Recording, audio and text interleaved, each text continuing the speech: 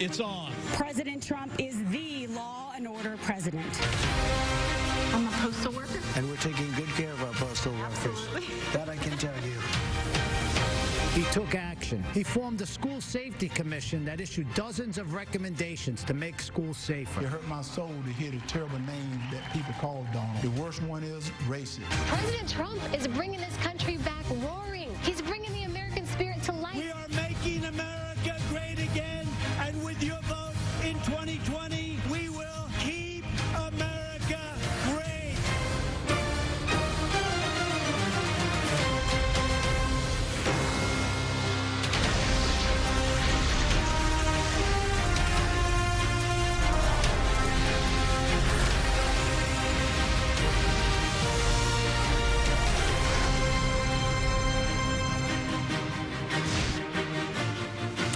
Good evening. We are 71 days from Election Day, and tonight the Republicans begin presenting their case for giving Donald Trump 4 more years as president. I'm Norah O'Donnell in the nation's capital, and welcome to CBS News coverage of the Republican National Convention.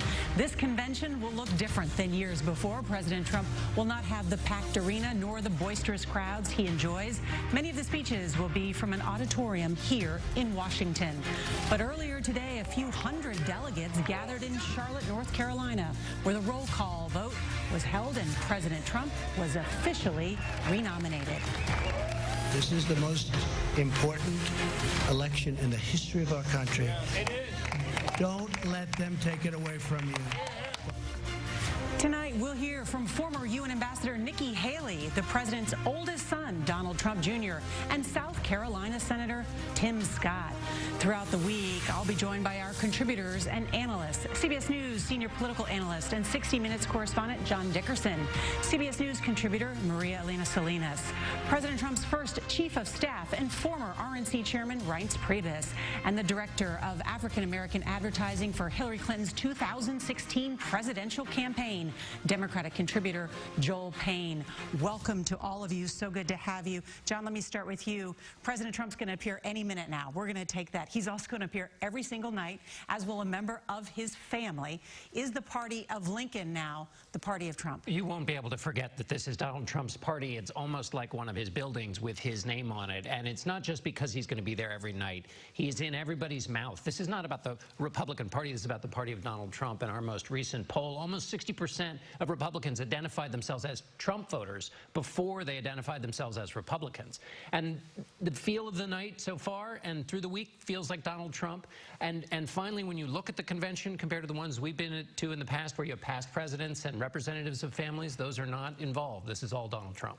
Reince, you ran the Republican National Committee, worked in the White House. Is this about rebranding in some ways the Republican Party? And who is the part of the electorate that Trump needs to improve with? Well, first of all, Nora, there aren't a lot of persuadable voters, as we call them, watching these conventions. And what's really going on here is this is an election of 300,000 people in about 8 states. 300 million people. Well, but there's only 300,000 people that we can move in 8 states. And so what we've got here is the president trying to talk about compassion and talk about law and order. Because compassion and law and order speaks to people in Milwaukee, Philadelphia, and the collar counties around Pittsburgh, because that's where the election's at. People who were held And let's now listen to the by president. various countries. And I'm very pleased to let everybody know that we brought back over 50 hostages from 22 different countries. We worked very hard on it, Ambassador O'Brien and others. And I will tell you, we're very proud of the job we did. But I'd like to ask maybe Pastor Brunson to say a few words so we can go through and just give us a little history of what happened and how is life treating you? I was held in Turkey for 2 years, and you took unprecedented steps, actually, to secure my release, and your administration really fought for me. And I think if you hadn't done that, I may still be in Turkey. So I'm very grateful. 28 years, right? They had you there they had you scheduled for a long time, Andrew. Yes. We had to get you back. And I have to say that, to me, President Erdogan was very good. And I know they had you scheduled for a long time, and you were a very innocent person. And he ultimately, after we had a few conversations, he agreed. So we appreciate that, and we appreciate the people of Turkey. And you still appreciate the people of Turkey, I understand, right? We love the Turkish people. We still That's do. great. It's great to have you back, Andrew. Thank you. Please. Mr. President, thank you for having me. My name is Sam Goodwin. I'm from St. Louis, Missouri.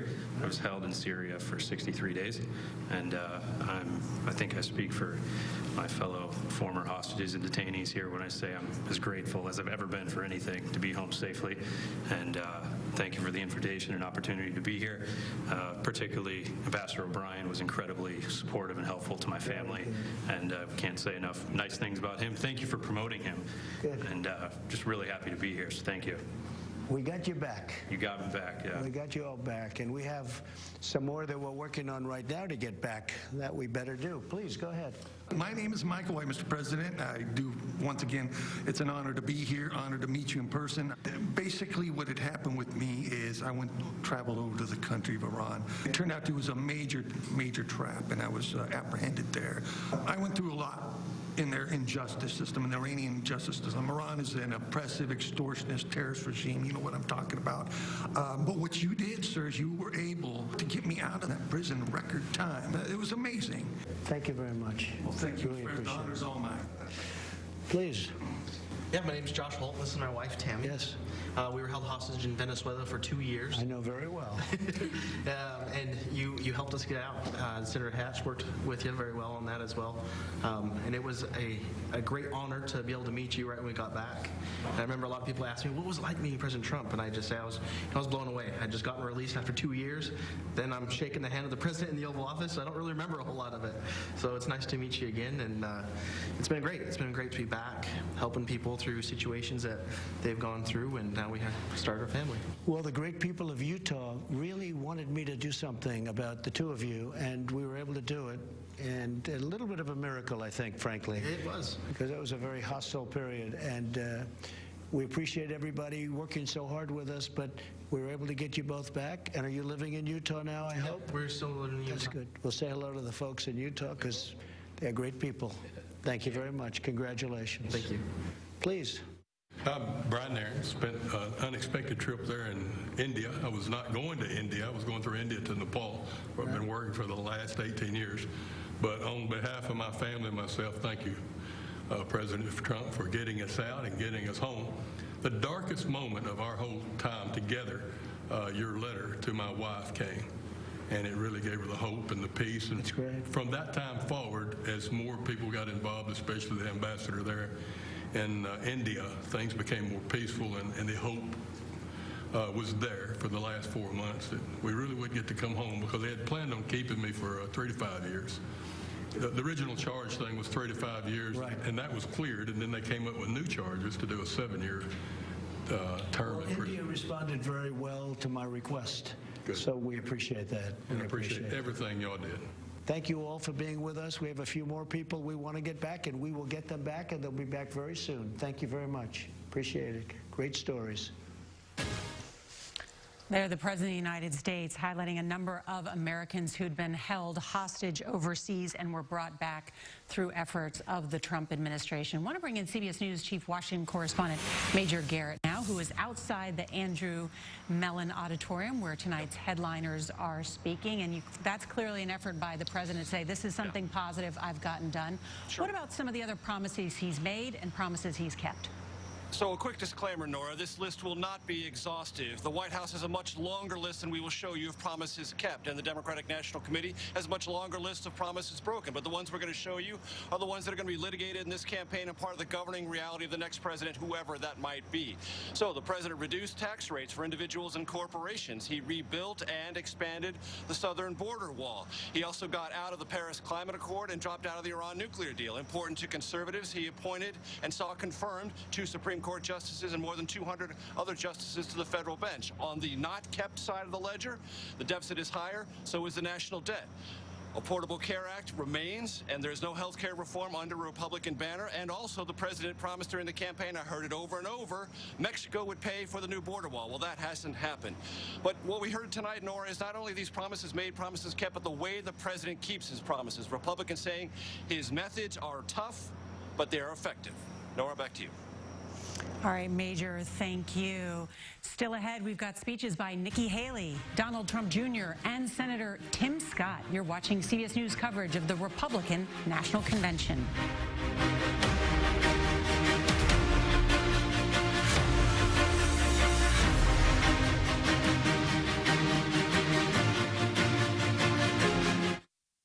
What stands behind the yard sign of an ADT home? It's your world, safer and more secure against the unknown and unimaginable.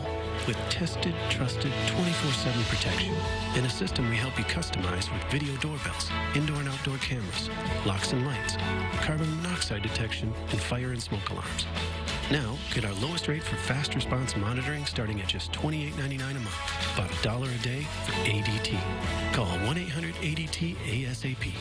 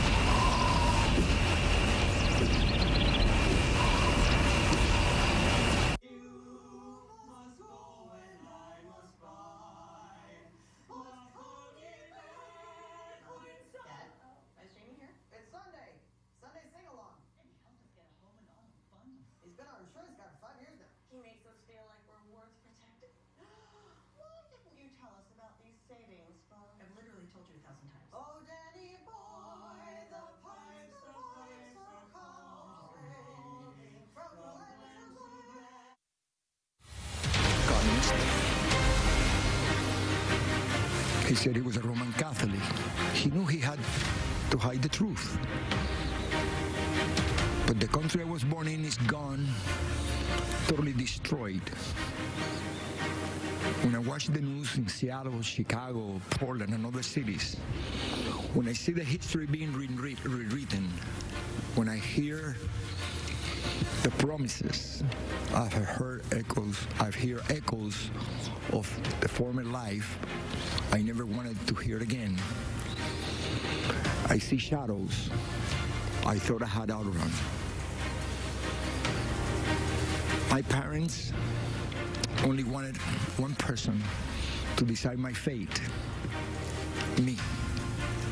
Not some party member, not some government official, not some bureaucrat. And welcome back to our coverage of the Republican National Convention. That is Convention Speaker, Cuban immigrant, and Florida businessman Maximo Alvarez.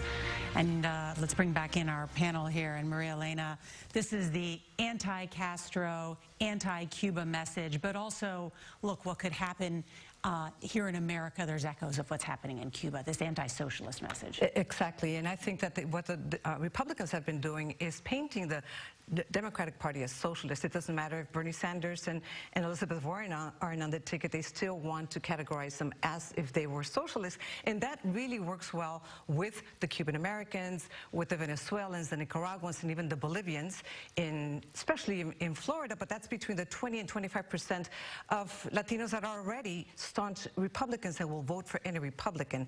But then there are those who say it's only rhetoric, especially in the case of Venezuela, because we don't see him offering any kind of temporary protection status, for example, or going against Putin and pressing Putin because of his support of Maduro in Venezuela.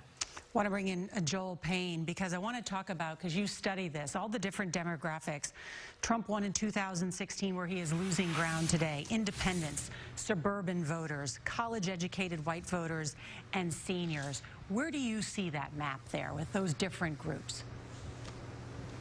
Well, Nora, actually, you know, it's funny. I had a conversation with someone close to the Biden camp today, and they pointed those 4 groups out to me. And again, it's not just that the president won those groups in 2016. Mitt Romney won them in 2012, and he's trailing in all 4 of those groups against Joe Biden. And I think that just kind of belabors the point of what we were talking about earlier related to, will the president use this as an opportunity to reach out to the middle? The president's very good at base politics, but we've never seen an incumbent president not win re-election, or rather win re-election without reaching out to the middle. You have to do a base plus strategy. You have to figure out, if you're Barack Obama in 2012, how do you bring on Republicans? You talk about balancing the budget and the deficit, and you bring in someone like Bill Daley to be your chief of staff, right? George Bush did it in 2004. Reagan did it in the 80s. President Trump doesn't have any interest in that. He's making a bet on himself, and he's making a bet on his base is big enough and enthusiastic enough to carry him to victory. We'll see if that's the case.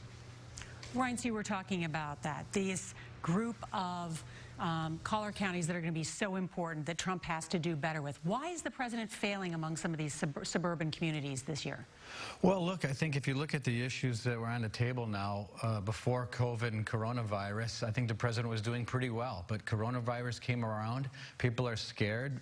But that's why you're going to see law and order, compassion combined, and where I think the Republicans need to build is on the compassion part of the law and order message, building that up, and then going back to what Herschel Walker said tonight, which I think is going to be a theme. He said maybe he hits too hard once in a while, but that's what you have to do to get the job done. And then go back to compassion. Nikki Haley, Tim Scott, all these folks you heard from tonight. That's the formula for bringing the collar counties back, shoring up your base, and going into a close election. And speaking of Nikki Haley, we may be seeing a preview of the 2024 campaign tonight as Nikki Haley addresses the Republican convention. Let's listen in to the former governor of South Carolina. Good evening. I'm Nikki Haley, and it's great to be back at the Republican National Convention. I'll start with a little story. It's about an American ambassador to the United Nations, and it's about a speech she gave to this convention. She called for the re-election of the Republican president she served, and she called out his Democratic opponent, a former vice president from a failed administration. That ambassador said, and I quote, "Democrats always blame America first." The year was 1984. The president was Ronald Reagan, and Ambassador Jeane Kirkpatrick's words are just as true today. Joe Biden and the Democrats are still blaming America first. Donald Trump has always put America first, and he has earned 4 more years as president. It was an honor of a lifetime to serve as the United States ambassador to the United Nations. Now, the UN is not for the faint of heart. It's a place where dictators, murderers, and thieves denounce America and then put their hands out and demand that we pay their bills. Well, President Trump put an end to all of that. With his leadership, we did what Barack Obama and Joe Biden refused to do. We stood up for America, and we stood against our enemies. Obama and Biden let North Korea threaten America. President Trump rejected that weakness, and we passed the toughest sanctions on North Korea in history. Obama and Biden let Iran get away with murder and literally sent them a plane full of cash. President Trump did the right thing and ripped up the Iran nuclear deal. Obama and Biden led the United Nations to denounce our friend and ally, Israel. President Trump moved our embassy to Jerusalem, and when the UN tried to condemn us, I was proud to cast the American veto. This president has a record of strength and success. The former vice president has a record of weakness and failure. Joe Biden is good for Iran and ISIS, great for communist China, and he's a godsend to everyone who wants America to apologize, abstain, and abandon our values. Donald Trump takes a different approach. He's tough on China, and he took on ISIS and won. And he tells the world what it needs to hear.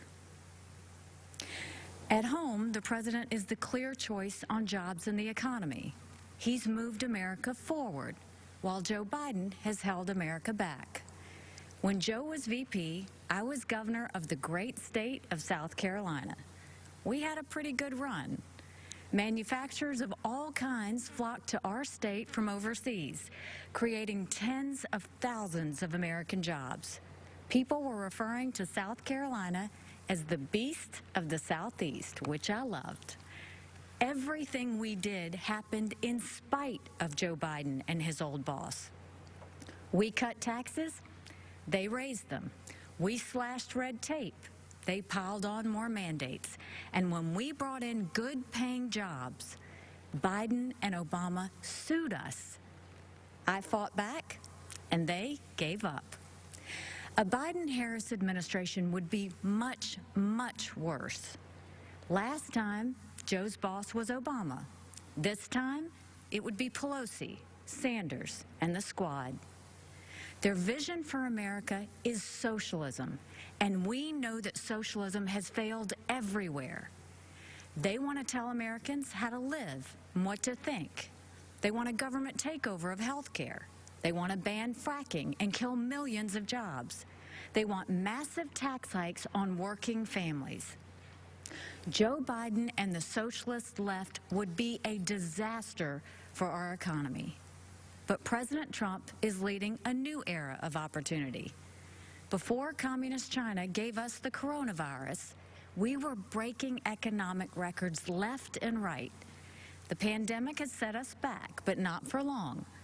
President Trump brought our economy back before, and he will bring it back again. There's one more important area where our president is right. He knows that political correctness and cancel culture are dangerous and just plain wrong. In much of the Democratic Party, it's now fashionable to say that America is racist. That is a lie. America is not a racist country. This is personal for me. I am the proud daughter of Indian immigrants. They came to America and settled in a small southern town. My father wore a turban. My mother wore a sari. I was a brown girl in a black and white world. We faced discrimination and hardship, but my parents never gave in to grievance and hate. My mom built a successful business. My dad taught 30 years at a historically black college, and the people of South Carolina chose me as their first minority and first female governor. America is a story that's a work in progress. Now is the time to build on that progress and make America even freer, fairer, and better for everyone.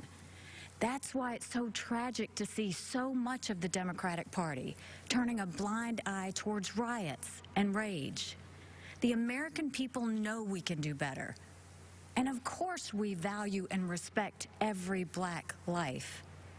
The black cops who've been shot in the line of duty, they matter. The black small business owners who've watched their life's work go up in flames, they matter. The black kids who've been gunned down on the playground, their lives matter too. And their lives are being ruined and stolen by the violence on our streets. It doesn't have to be like this. It wasn't like this in South Carolina 5 years ago. Our state came face to face with evil. A white supremacist walked into Mother Emanuel Church during Bible study. 12 African Americans pulled up a chair and prayed with him for an hour. Then he began to shoot. After that horrific tragedy, we didn't turn against each other. We came together, black and white, Democrat and Republican. Together, we made the hard choices needed to heal and removed a divisive symbol peacefully and respectfully. What happened then should give us hope now. America isn't perfect, but the principles we hold dear are perfect. There's one thing I've learned. It's that even on our worst day, we are blessed to live in America. It's time to keep that blessing alive for the next generation. This president and this party are committed to that noble task. We seek a nation that rises together, not falls apart in anarchy and anger. We know that the only way to overcome America's challenges is to embrace America's strengths. We are striving to reach a brighter future where every child goes to a world-class school chosen by their parents, where every family lives in a safe community with good jobs, where every entrepreneur has the freedom to achieve and inspire, where every believer can worship without fear, and every life is protected, where every girl and boy, every woman and man of every race and religion has the best shot at the best life. In this election, we must choose the only candidate who has and who will continue delivering on that vision. President Trump and Vice President Pence have my support, and America has our promise. We will build on the progress of our past and unlock the promise of our future. That future starts when the American people re-elect President Donald Trump. Thank you, good night, and may God always bless America. And there's the former governor of South Carolina, Nikki Haley, talking about when she took down the Confederate flag in South Carolina after the shootings there at the AME Church. We are expecting to hear shortly now from President Trump's eldest son, Donald Trump Jr. Good evening, America. I'm Donald Trump Jr. We're here tonight to talk about the great American story, to talk about this country we all love, this land of promise and opportunity, of heroes and greatness. Just a few short months ago, we were seeing the American dream become a reality for more of our citizens than ever before. The greatest prolonged economic expansion in American history, the lowest unemployment rate in nearly 50 years, the lowest unemployment rates ever for Black Americans, Hispanic Americans, women, and pretty much every other demographic group. And then, courtesy of the Chinese Communist Party, the virus struck. The president quickly took action and shut down travel from China. Joe Biden and his Democrat allies called my father a racist and a xenophobe for doing it. They put political correctness ahead of the safety and security of the American people. Fortunately, as the virus began to spread, the president acted quickly and ensured ventilators got to hospitals that needed them most. He delivered PPE to our brave frontline workers, and he rallied the mighty American private sector to tackle this new challenge. There's more work to do, but there is a light at the end of the tunnel.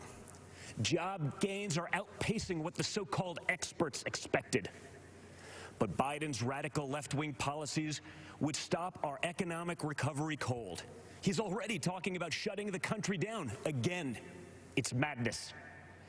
Democrats claim to be for workers, but they've spent the entire pandemic trying to sneak a tax break for millionaires in Democrat states into the COVID relief bill. Then they attacked my father for suspending the payroll tax for middle-class workers. In fact, if you think about it, Joe Biden's entire economic platform seems designed to crush the working man and woman. He supported the worst trade deals in the history of the planet. He voted for the NAFTA nightmare. Down the tubes went our auto industry. He pushed for TPP. Goodbye, manufacturing jobs. Beijing Biden is so weak on China that the intelligence community recently assessed that the Chinese Communist Party favors Biden. They know he'll weaken us both economically and on a world stage. Biden also wants to bring in more illegal immigrants to take jobs from American citizens. His open border policies would drive wages down for Americans at a time when low-income workers were getting real wage increases for the first time in modern history. He's pledged to repeal the Trump tax cuts, which were the biggest in our country. After 8 years of Obama and Biden's slow growth, Trump's policies have been like rocket fuel to the economy, and especially to the middle class. Biden has promised to take that money back out of your pocket and keep it in the swamp. That makes sense, though, considering Joe Biden is basically the Loch Ness Monster of the swamp. For the past half-century, he's been lurking around in there. He sticks his head up every now and then to run for president. Then he disappears and doesn't do much in between.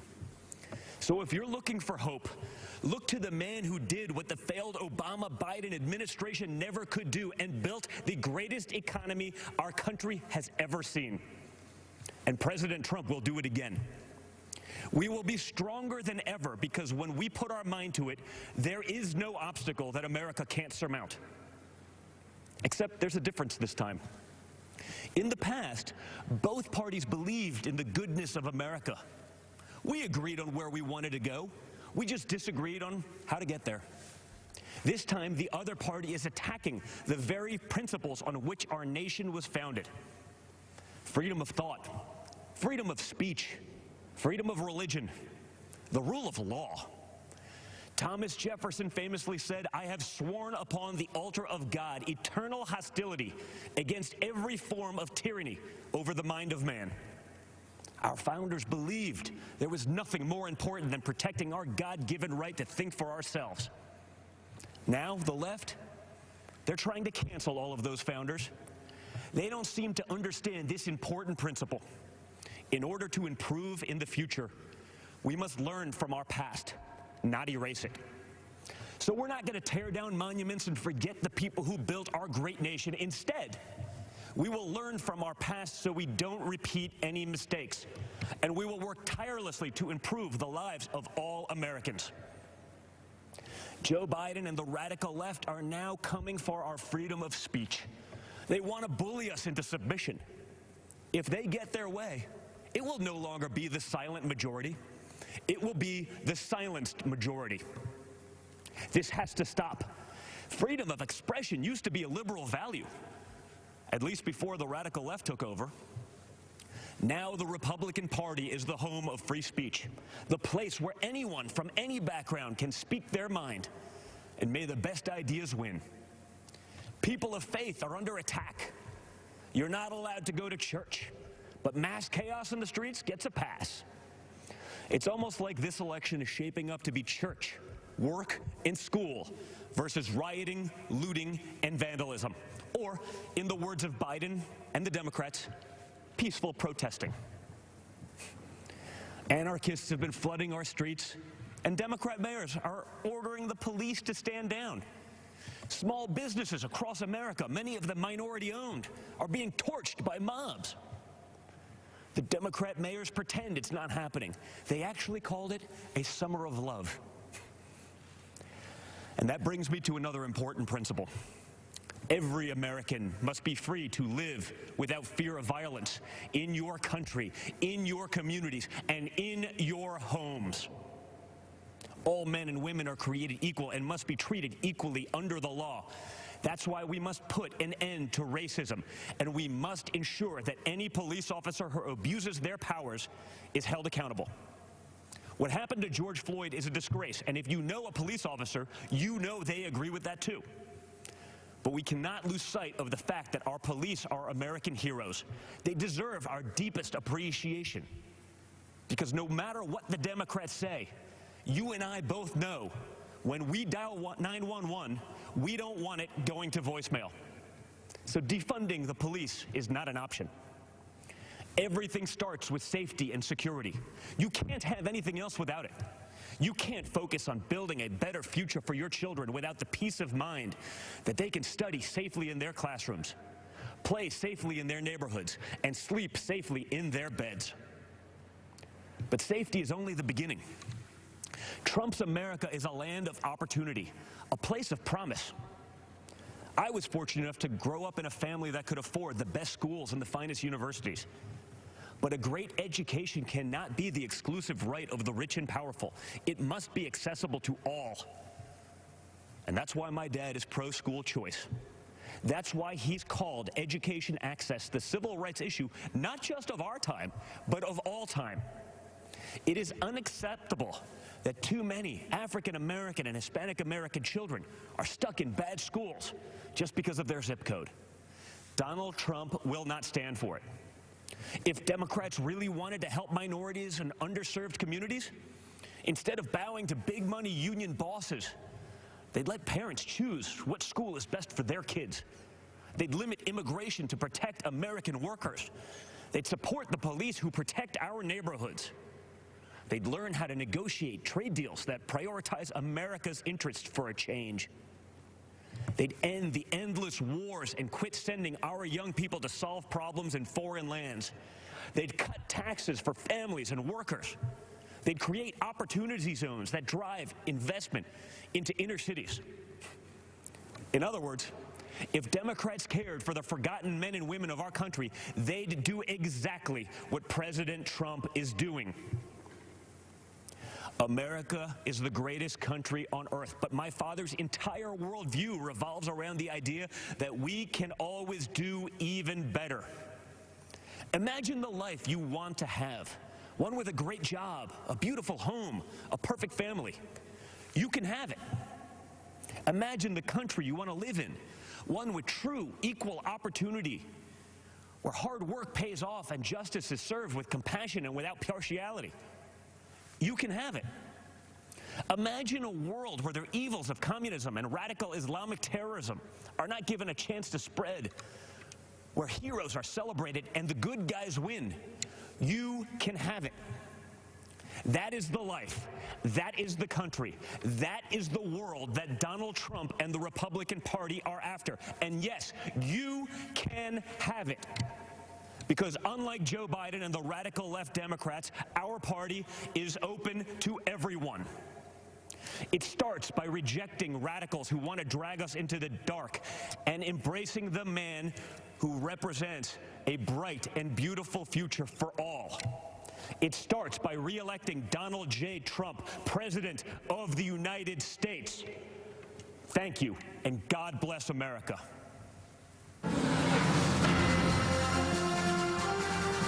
And a speech there from Donald Trump Jr. talking about using the word safety, safely, and all, and painting a picture of what another 4 years with his father of President of the United States would be like. We're going to talk to our panel about that speech. Also just ahead, the night's headliner, South Carolina Senator Tim Scott. We'll take a short break. You're watching CBS News coverage of the Republican National Convention.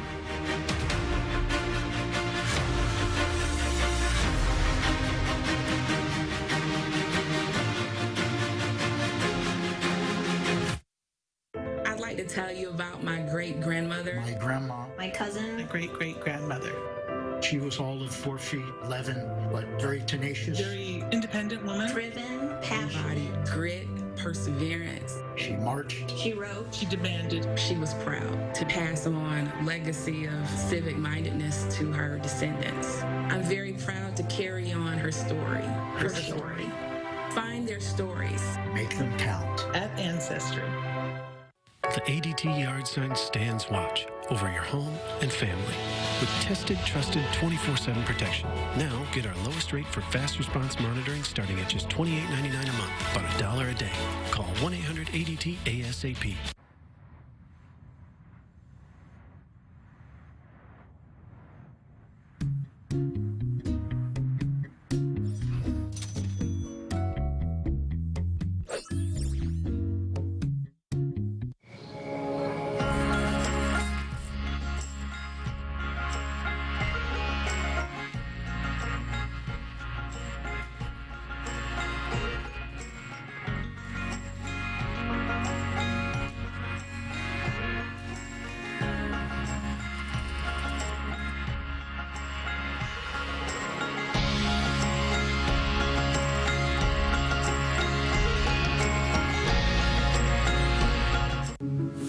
Every time we pre-rinse, we waste up to 20 gallons. Let's skip the rinse. Finish Quantum with Active Blue technology cleans without pre-rinsing. Switch to Finish and skip the rinse to save water. Allergies with nasal congestion overwhelming you? Breathe more freely with powerful Claritin D.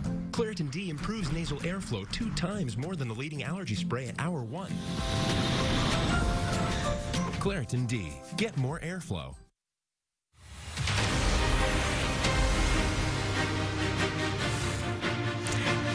And And welcome back. We're about to hear from Senator Tim Scott, the only black Republican in the U.S. Senate. We're going to hear from him in just a moment, but let's check back in with our panel. And Reince, you ran the RNC. We just heard from the former governor of South Carolina, Nikki Haley, then Donald Trump Jr. What do you think their message was meant to do tonight? Well, you've got to do three things here. You've got to define your opponent, you got to define yourself, and you have to energize the voters, energize the volunteers, energize your base. So those three things are happening. So with Donald Trump Jr., you're defining your opponent. You're talking about safety. You're talking about what's happening out in the streets, and you're talking to those suburban voters. Nikki Haley, trusted voice, compassionate voice, diverse voice, someone who took down the Confederate flag, someone who led through a shooting, and someone who's trusted. So all that compassion comes through Nikki Haley. And yet, John, both Senator Tim Scott, who we're both to hear from, and Governor Nikki Haley have broken with this president on multiple occasions. Yes, although Tim Scott in a much more gentle way. Nikki Haley gave a response to the President of the United States in January of 2016 to the Democratic president and used it to attack Donald Trump. She said his tone was wrong. She said the loudest voices in the room aren't necessarily the best. Sometimes you have to tone it down. When he said the election would be rigged in 2016, she said he was wrong. When she took down the flag, what's really interesting is she was heralded as for taking down the flag in South Carolina. She said because it was a symbol of hate and it was offensive.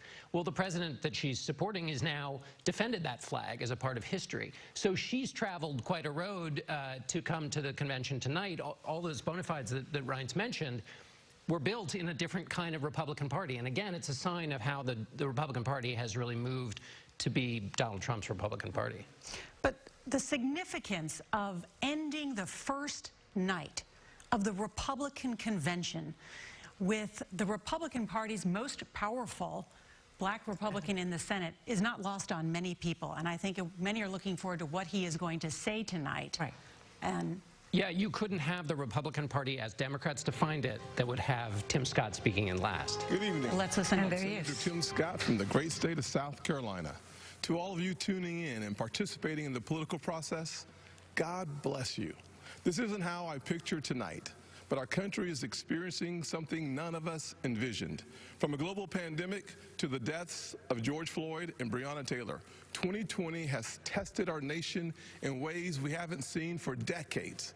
But regardless of the challenges presented to us, every 4 years, Americans come together to vote, to share stories of what makes our nation strong and the lessons we have learned that can strengthen it for further generations. Because while this election is between Donald Trump and Joe Biden, it is not solely about Donald Trump and Joe Biden. It's about the promise of America. It's about you and me, our challenges and heartbreaks, hopes and dreams. It's about how we respond when tackling critical issues like police reform, when Democrats called our work a token effort and walked out of the room during negotiations because they wanted the issue more than they wanted a solution. Do we want a society that breeds success or a culture that cancels everything it even slightly disagrees with? I know where I stand because you see, I am living my mother's American dream. My parents divorced when I was 7 years old, and we moved in with my grandparents into a 2-bedroom home with me, my mom, and my brother sharing a room and one bed. My mom worked 16 hours a day to keep food on the table and a roof over our heads. She knew that if we could find the opportunity, bigger things would come. I thought I had to use football to succeed in life, and my focus on academics faded away. My freshman year, I failed out. I failed 4 subjects: Spanish, English, world geography, and even civics. Trust me, though, after 7 years in the Senate, I know I'm not the only one in Congress who failed civics. But even while I was failing the 9th grade, my mother always said to me, "Timmy, if you would just shoot for the moon, even if you miss, you'll be among the stars." She never lost faith in me, even when I lost faith in myself. Because of her encouragement, I went to summer school and caught up. The next year, I met my mentor, John Moniz, a Chick-fil-A operator. John saw something in me that I could not see in myself and started teaching me valuable life lessons. Like having a job would be a good thing, but creating jobs would be even better. That having an income could change my lifestyle, but creating a profit could change my community. He planted the seeds of what would become Opportunity Zones. This initiative that the President and I worked together on is now bringing more than $75 billion of private sector investment into distressed communities. I took those lessons to heart and started putting the pieces of my life back together. I realized a quality education is the closest thing to magic in America. That's why I fight to this day for school choice, to make sure every child in every neighborhood has a quality education. I don't care if it's a public, private, charter, virtual, or a homeschool. When a parent has a choice, their kid has a better chance. And the President has fought alongside me on that. Later in life, I started my own small business. That's why I know it is critical for us to have a tax code that encourages growth. We actually saw revenues to the Treasury increase after we lowered taxes in 2017. Rest assured, the Democrats do not want you to know that. After starting my small business and spending some time in local government, I decided to run for Congress in 2010. The district is based in Charleston, South Carolina, where the Civil War started, against a son of our legendary Senator, Strom Thurmond. You may be asking yourself, how does a poor black kid from a single-parent household run and win in a race crowded with Republicans against a Thurmond? Because of the evolution of the Southern heart. In an overwhelmingly white district, the voters judged me not on the color of my skin, but on the content of my character. We live in a world that only wants you to believe in the bad news, racially, economically, and culturally polarizing news.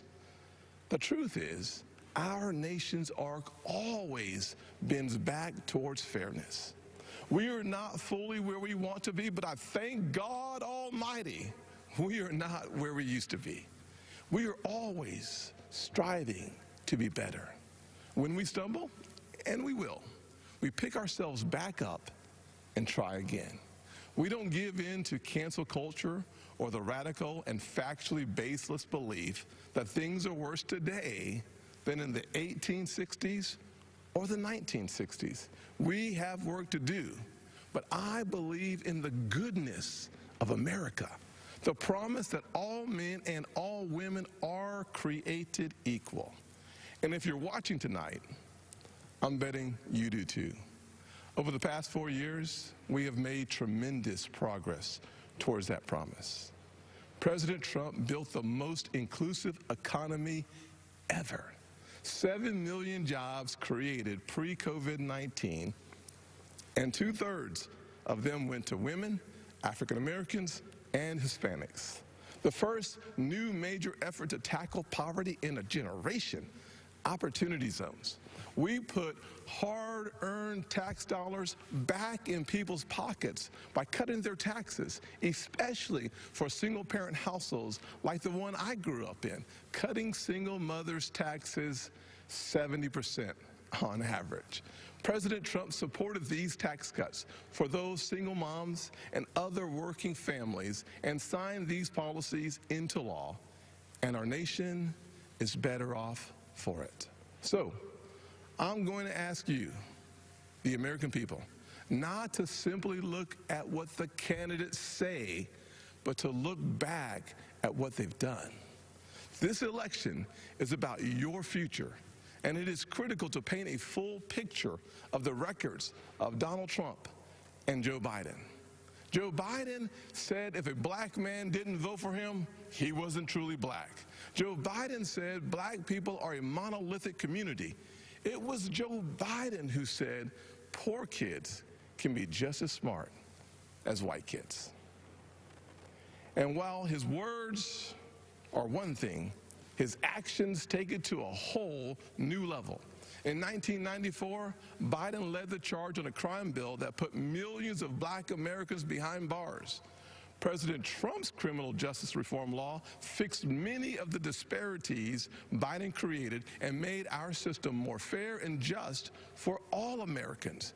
Joe Biden also failed our nation's historically black colleges and universities, heaping blame on them as they fought to ensure our young folks had access to higher education.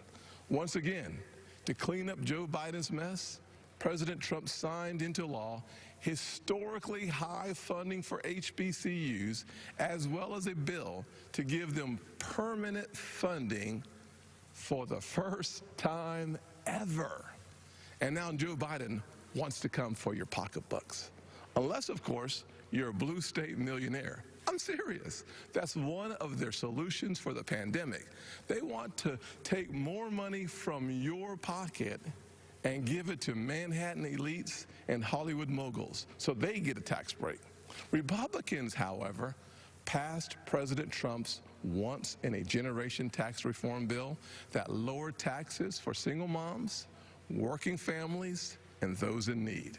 So when it comes to what Joe Biden says he'll do, look at his actions.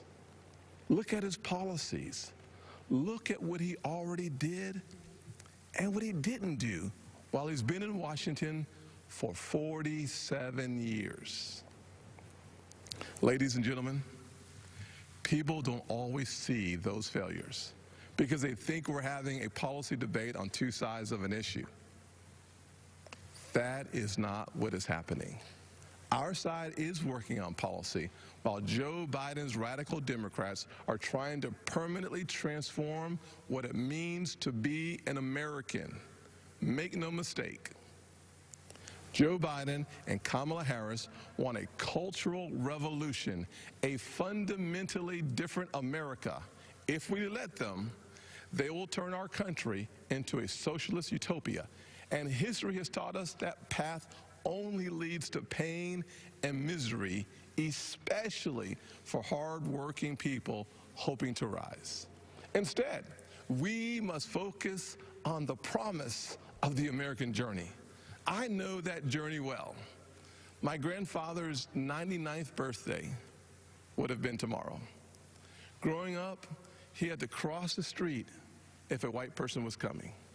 He suffered the indignity of being forced out of school as a third grader to pick cotton, and he never learned to read or write. Yet, he lived long enough to see his grandson become the first African American to be elected to both the United States House and the United States Senate in the history of this country. Our family went from cotton to Congress in one lifetime. And that's why I believe the next American century can be better than the last. There are millions of families just like mine all across this nation, full of potential, seeking to live the American dream. And I'm here tonight to tell you that supporting the Republican ticket gives you the best chance of making that dream a reality. God bless you. And Father, please continue blessing the United States of America. God bless. Tim Scott, the Republicans' most powerful black lawmaker in Congress, delivering a compassionate message about where Donald Trump would take the next 4 years. Let's go back to Chief Washington correspondent Major Garrett, who is outside the Mellon Auditorium there. Major, what did you make of his remarks?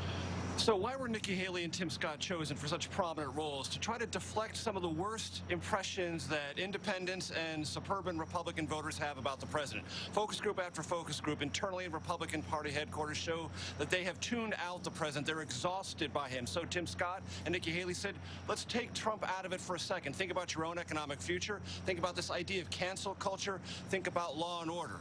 Republican Party polls also tell them those three issues are central to what decision those independents who have turned against President Trump and those lightly attached suburban Republicans will make. These two voices tonight tried to pull that message together, taking Trump out of it, but putting the policies front and center. All right, Joel Payne, do tonight's remarks by either of those two lawmakers and former lawmakers win over any Democrats? I doubt it. And look, I doubt it was designed to do that. As I said before, you know, the Republican strategy here is to heat up the base. It's really not to reach out. A couple things I'd want to point out. One, you know, Tim Scott gave a very impassioned speech, and he talked about Breonna Taylor and George Floyd. He didn't mention Jacob Blake, which is curious to me. That's in the news today. Of course, many of your viewers will probably know that is the Wisconsin man who was shot in Kenosha, Wisconsin by police in the back 7 times. Very similar, frankly, to a number of other police-involved shooting incidents that we've heard of. And I guess from my perspective, not just as a Democrat, not just as a political strategist, but as a black man, if a party is trying to speak to me, that feels like an opportune moment to show that kind of compassion, to demonstrate that something wrong happened and that the president and that his party cares about that. So that was a curious oversight on my part. You know, it's interesting, Ryan's on that very point, not mentioning what's in the news. It's from your hometown in Kenosha.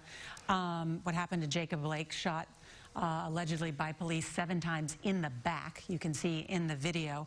But also Tim Scott. I mean, he has said he's been pulled over 18 times. He even changed his license plate to have Senator on the back so that it might signal not to pull him over. He's counseled the president. The president's taken down a tweet before. He talked to him after Charlottesville and the comments that the president made there. Why not share those types of stories tonight? Well, I thought Tim Scott did a magnificent job. I think he's what's great about our country. I think he should be the poster senator for this president and help him to victory in 2020 if he can. But highlighting the First Step Act, criminal justice reform, $360 million to HBCUs to help historically black colleges and universities, black and Hispanic unemployment numbers pre-coronavirus, and opportunity zones, all subjects that I don't think the president feels he gets a lot of credit for. And that's what Tim Scott did tonight. Again, back to the compassion, back to those suburban voters. I didn't hear, Maria Elena, a lot about COVID-19 or coronavirus, which has disproportionately affected African Americans and Latinos. Exactly.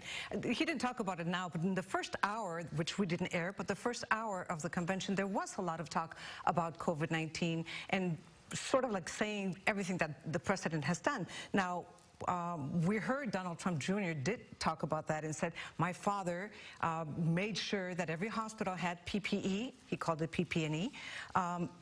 But that's a bit of an inaccuracy because, as we know, President Trump told states, fend for yourself, you figure out how you get that PPE on your own. But you're right, I think the whole evening left out Latinos and African Americans that have been the most affected by coronavirus. Well, the president interviewed people on the front lines of fighting COVID earlier in the 9 o'clock hour, so I don't think it was completely left out of the program, but just between 10 and 11 lived in a story. But the president's leadership will be judged on his response to COVID. You agree with that? I think it'll be judged, and I don't necessarily agree that he let the states out on their own and didn't provide any PP&E. I mean, the ventilators were put there, the Mercy ship was there, the Navy ship was there was no ventilator problem. I mean, come on, I think it's a little oversimplification.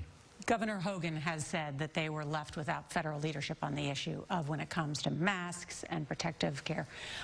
Thanks to everybody. We appreciate it. That wraps up night 1 for the Republican convention. Our coverage continues on our 24-hour streaming service, CBSN. And you can join us again tomorrow night. First Lady Melania Trump. And for all of us at CBS News, I'm Nora O'Donnell. Good night.